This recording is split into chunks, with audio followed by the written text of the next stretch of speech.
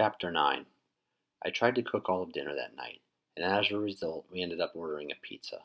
The smoke from my failed attempt at cooking was so bad, we had to shut the doors between the kitchen and the rest of the house and open up all of the kitchen windows. The temperature was supposed to go down to freezing that night, so it got pretty cold in there. We'd had a good time at dinner, though. We talked about Nicker's brother, who had just won his second race and seemed to be right on course for the state steeplechase in May. We talked about skiing, something I've never had a chance to do. We talked about school, something all three of us had problems with. Mr. H admitted that he had left school for good as a junior in high school. James had dropped out as a sophomore, but had gone back to get his GED and was currently enrolled at the local junior college. James and I talked about the movies we had seen recently. Mr. H said he hadn't been to a movie since the 1970s. I begged and pleaded with him to go to a movie with me the next day, but he just laughed and brushed it off. "Why don't you want to go?" He looked off into the distance. "I used to go when I was younger, but after a while, things like that just don't matter. It's the things that you do in life that matter, not the things you see." "Yeah, but there are some things that you may never really get to experience in life, but you can see them and learn about them in the movies," I argued. "What have you learned in a movie that has actually helped you?" Mr. H countered. I thought hard, and the longer I thought, the harder it got. The longer I thought, the harder they laughed. But I knew I couldn't say I had learned how to hotwire a car, or how to tell the difference between an M16 and a sawed-off shotgun. That wouldn't have impressed Mr. H. In fact, he would have used it as another reason not to go. "A bridle!" "What?" Mr. Hassler gasped out between laughs. "I learned about bridles watching Black Beauty, and about bucking, and what happens to a horse if you give them too much cold water without cooling them off first." Their laughter had slowed down while I was talking, but now James started all over again. "Oh, boss, I think he's got you there." "It ain't the same," he said calmly. "You may think you've learned about bridles, but I bet if I were to give you the gentlest mare and a bridle, you couldn't get it on her. And I virtually guarantee that if I was to put you on a hoss that bucks, you'd learn how to fly a lot faster than you'd learn how to ride." "Yeah, but—" "Sean, I'm old. The things I enjoy are a simple sunset with the smell of freshly cut hay in the air." He smiled at me. "I don't need to learn how to blow up a car." I laughed, even though it spooked me how accurately he had read my thoughts. There was a pause in our conversation, and I could tell we were getting ready to start dishes, and then I'd be sent off to do homework. "Hey, Mr. H?" "Yeah, Sean?" I looked at James, and he winked. It was okay then. He would stick to his bargain. "Where'd the bullet in the case come from?" Mr. H shot a look at James. "Don't look at me," James said, holding his hands up. "He asked about it this afternoon, and I told him to ask you." I could tell Mr. H didn't quite believe that James hadn't put me up to it. He just sat there chewing on his pipe. I wondered for a second how many pipe stems he went through in a month. "Well, that bullet actually means more to me than anything else in the case." He looked at me. "But I'm not entirely sure you'll understand why." "Give me a chance," I said. He sighed. "It was November of '43, real close to Thanksgiving. Somehow the holidays always made things seem worse. I was miserable, so I wandered off from camp, just wanting to be alone, to have some thinking time. Unfortunately, I wasn't watching where I was walking, and I stumbled onto a German soldier lying in a trench between some trees. What was he doing?" "Hang on, I'll get there." "Sorry," I mumbled. Mr. H took a couple of minutes to get his thoughts back in order. I didn't know if I was on his ground or if he was on mine, and I guess it really didn't matter. We both pulled our guns on each other at the same time.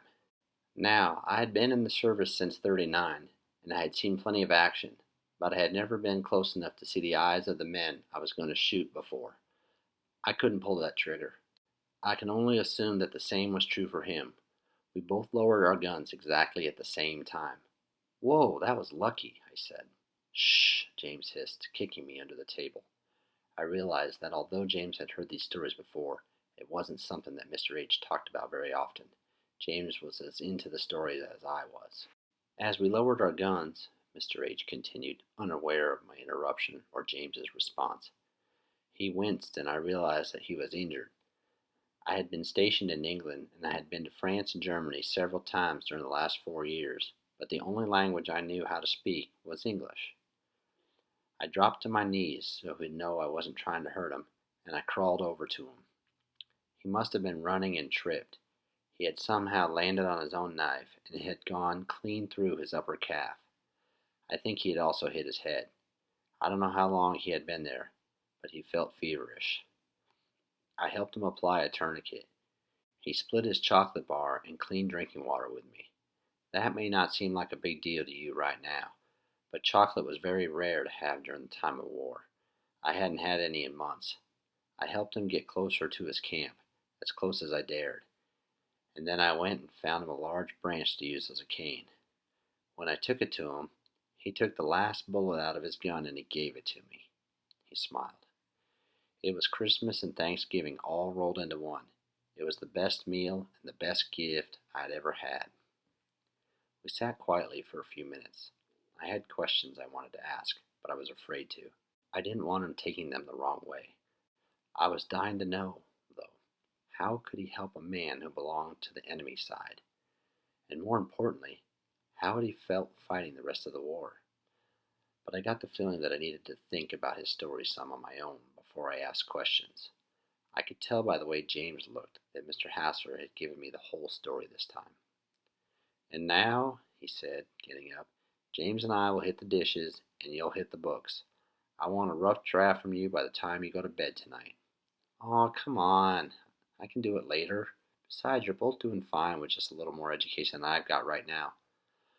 "The world's changing, Sean. I don't know if it's better or worse, but I do know that you need a college degree to do much of anything." James nodded vigorously. "And it's easier to do if you've paid attention and done well in high school." "I'm not going to get into any college anyway. Not with that attitude. And maybe college isn't what you want to do. But you're not going to come back saying that college wasn't a choice for you because you failed ninth grade English." I opened my mouth to complain, but he cut me off by just shaking his head slowly. "Boy, you would have made a great dad," I moaned. He laughed. "I can't believe you think it's funny to make a guy do homework on a Friday night," I said. Mr. H stopped laughing and turned around. "Bad habits are hard to break, and good ones are hard to get into. The sooner we get you into the habit of doing your homework, the better off you'll be. Now go on, get up there." I actually did try to work on my rough draft that night. I tried at least 4 different beginnings before I admitted to myself that I just couldn't sit down to write. I did a few journal entries because they were easy and fast. I had a lot to say about what had happened to me in the last few days. Then I did a couple sketches of Knicker for my art class. I knew I could get extra credit for them, and that might make up for the late papers and keep my grade at a B for the quarter. Mr. H scared the crud out of me when he set the plate of cookies and glass of milk on my desk. I just looked at him for a minute. Then I burst out laughing. I really couldn't help it. "What's so funny?" he asked with a puzzled look on his face. "Milk and cookies? Oh man, where were you when I was in the first grade?" "Doesn't matter where I was. What matters where I am." I quit laughing. "Thanks for everything. The cookies are just what I needed to get through the next hour of homework." He picked my sketches up. "What's this?" I grinned. "Calculus." He rolled his eyes at me, and I could tell he really wasn't in the mood for my humor. "I'm in art too, and I don't have any textbooks here, so I can't do any of my makeup work yet, but I can always get extra credit for my sketches. They help me keep my grade up." He held my second sketch under the lamp and looked at it critically before he handed it back. "Nice job with his face, but his fetlocks should be just a tad shorter," he said, pointing. "Makes him look out of proportion." "You mean his legs?" "The lower part, about where our ankles are." Just as I was going to ask him another question, the phone rang. "Back to work," he said as he moved toward the door. "Remember, I want to see that rough draft tonight." I sighed and put my drawings to the side. I got out some more notebook paper and then looked at my notes. I had started going through my list, numbering them so I could go back and group similar ideas together when I felt someone's eyes on my back. I didn't turn around. "What, did you forget to leave me a blankie too?" No answer. Then I did turn around. Mr. H had a funny expression on his face. "What?" He didn't say anything. "What happened? Who was on the phone?" "Get your jacket and meet me out front," he said heavenly, starting down the hall. Nicker? Did something happen to Nicker? I yelled after him. No, he called back. Just come on. I shoved my feet in my shoes without untying them and hurried down the hall, mystified. Of course I thought he wouldn't have gotten a phone call about Nicker. So who had called? What would have made the expression on his face look so cold and hard?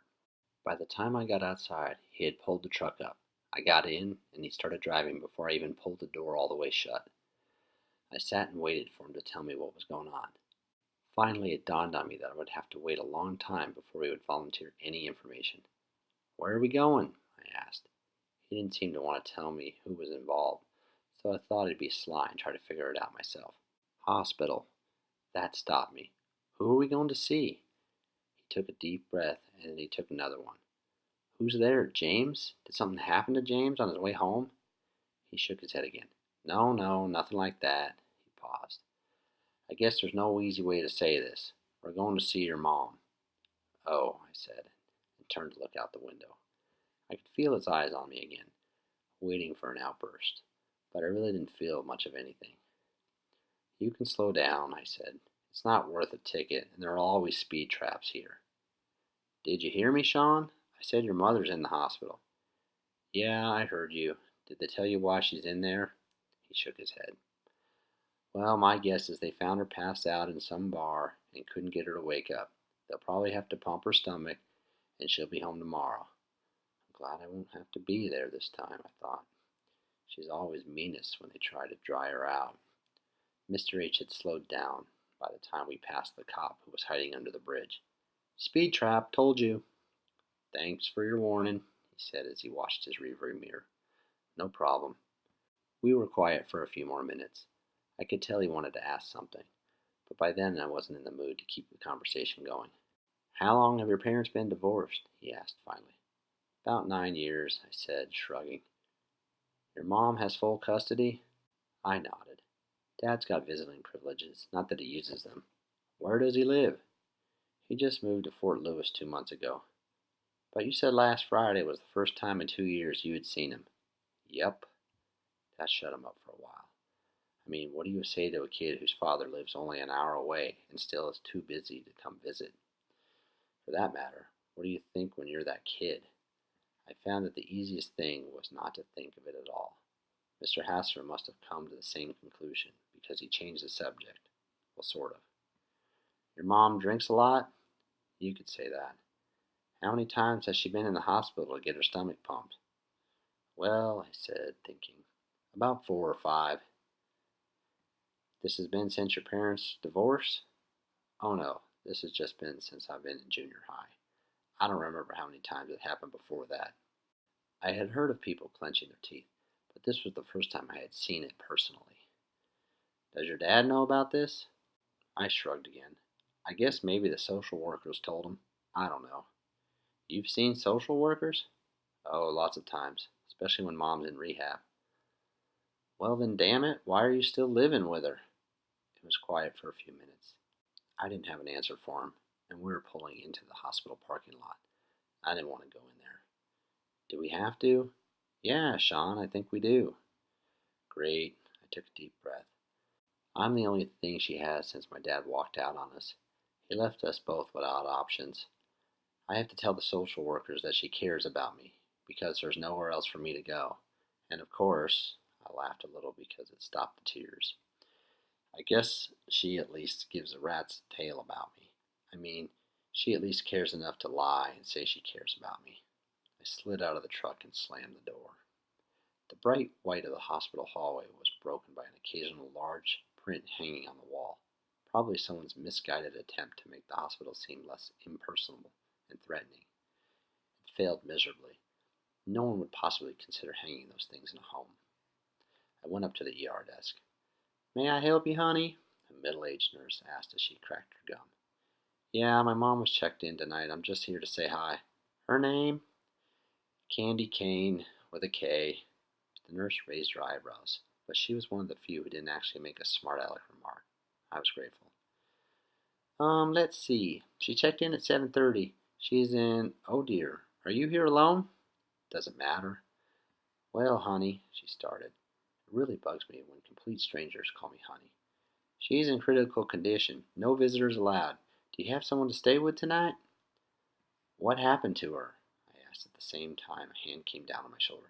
Yes, he does, Mr. H said to the nurse. She immediately focused her attention on him. Are you his guardian? I am. I looked at him and he dropped me a wink. I'll get a doctor and he'll be able to tell you more about her condition. We headed to the waiting room. Sean? I turned around and there was Miss Walker looking frazzled. What are you doing here? We both said at the same time. She laughed, sort of. My husband managed to slice his hand cutting a bagel. He's in getting stitches right now. What are you doing here? Are you all right? Oh, yeah, I'm fine. I'm just here to see my mom. She's sick. Might be pneumonia. I'd been lying for her for so long, the words just popped out of my mouth without any thought. Mr. H gave me a funny look. He opened his mouth, but for some reason he didn't say anything. I'm sorry to hear that. I shrugged. There was this really awkward silence. Then Mrs. Walker said as brightly as she could, Well, I better get back to him. See you on Monday, Sean. Bye, Mr. H and I said. While we were waiting for the doctor, Mr. H bought a candy bar and soda for me and a coffee for himself. The waiting room didn't do much for my appetite. It was a nasty green with orange trim. The hospital decorator should have paid the extra $1 to get a professional opinion. Thanks for the chocolate, I said, holding up the candy bar. You're welcome. It's not quite milk and cookies, but it'll have to do. I grinned. Well, our country may not be on chocolate rations right now, but I don't have chocolate very often. I think I even like it better than milk and cookies. He smiled back at me. I would give you the chocolate even if we were on rations. Neither of us said anything for a few minutes, and the only sound was that of the clock ticking steadily, counting down the time. Hey, I said suddenly, you won't get in trouble, will you? For giving you chocolate? He asked, his brows drawn together in confusion. No, I said with a laugh, for lying about being my guardian. He shifted in his chair. Well, I didn't really lie, you know. It was more like stretching the truth. I don't get it. It's simple, really. I told you that I had arranged for you to stay at the ranch this week instead of going to in-house, and in order to do that, I had to agree to take temporary custody of you. What's that mean? It means that legally I'm responsible for you and your actions. It means that in the court's eyes, I'm your parent while you're on my ranch. I looked at him. I didn't know what to say. He wasn't required to take care of me. He had volunteered to do it. He could have kicked me out whenever he wanted to. But even though he hadn't known what I was doing, even though I hadn't told him what was going on, he accepted me. He hadn't been ordered by the court to pay child support, but he bought me candy bars. He hadn't yelled at me for burning our dinner. He came up to offer encouragement while I was doing homework instead. Sean Parker, a man in a white jacket, was waiting at the door. Yeah, I said, and Mr. H and I stood up. He led us down a quieter section of the hallway, stopping in front of an interior window. I could see a woman lying on the bed on the other side. She had tubes coming out of everywhere. Little electronic devices beeped and flashed all around her. It took me a couple minutes to recognize her as my mother. What's her condition? Mr. Hasser asked briskly. Critical right now, but stabilizing. We should be able to downgrade her no later than tomorrow morning. What happened to her? Mr. H looked at me kind of funny, then put an arm around me and squeezed. I guess I must have looked like I felt, like I did the time he pulled the chair out from under me. Kidney failure, and I think her liver's got some problem. She's been doing quite a bit of habitual drinking by the looks of it. The possibility of life without my mother had always been in the corner of my mind, as a kind of fantasy where I could be happy. But I had talked with a friend who had come back after a stint as a runaway, and I knew that my home, as bad as it was still a home, a place I could go, a place where I could usually find food. If my mother died, where would I go? It was the same question that had kept me lying to the social workers whenever they called. Mr. H led me over to the chair and had me sit down. Do you have any information on the type of health insurance she has? Mr. H and I both shook our heads. She doesn't have any. Startled, I looked up and saw my father looking through the window at her. There was no expression on his face. Send the bill to me. And who would you be? Asked the doctor. I'm her ex-husband. Oh, I see. Well, sir, that will certainly help, but she will need follow-up treatment and a transplant pretty soon. Perhaps you can help me fill out some paperwork and see if we can get her on some kind of financial assistance. Fine. I'd finally found my voice. What are you doing here? My father sighed. Sean, this will probably take a while. Take a cab home and I'll come pick you up in the morning. He fished out his wallet and tossed a 20 on my lap. I stood up without touching it, letting it fall to the floor. Why are you here? Who called you? He gave me a quick look that said he didn't want to waste time talking to me. The hospital called me. I'm still on her financial support list. He ran a hand through his thinning hair. Pick up the money and go home. He was staring through the glass at my mother. Dad, this is Dave Hassler. My father looked at Mr. H blankly and gave me a little nod, ignoring Mr. H's outstretched hand. Dad, I said. Dad, I repeated, louder this time. I waited until he was looking at me. I've been staying with Mr. H for the week. I'm going back for the rest of the weekend. Don't be stupid. It was nice of Mr. He fumbled, unable to remember Mr. Hassler's name. It was nice of him to let you stay, but now you need to go home and pack. You don't need to bother him anymore. I'll pick you up tomorrow and you can stay with me until we figure out what kind of permanent arrangement we can work out together. No, I said, taking a step toward him. He actually looked up and saw me for the first time. I'm going with Mr. H. I've got work to do. When I'm done, I'll call you. Sean, this is not open for discussion. Right, Dad, it's not. You've been out of my life for years. You don't just come back into my life and start giving me orders. Young man, I'm your father, he began. Oh, really? And when did you get this news flash? Because you sure haven't been my father for the last 9 years. I'm sorry the divorce upset you, but this is hardly the place. It wasn't the divorce, I yelled. It was you. You kept taking me back to her. I told you how bad it was, but you were too busy to fit me into your schedule. I could feel the hot tears on my face, but I couldn't stop, not yet. Well, now, Dad, I've got my own life going, and I'm not going to let you butt in and screw it up all over again. I shoved past him. He reached out to stop me, and Mr. Hassler stepped toward him, blocking his reach. I could hear their voices growing more distant as I went down the hall. Finally, when I stepped outside into the calming darkness, I escaped their voices completely.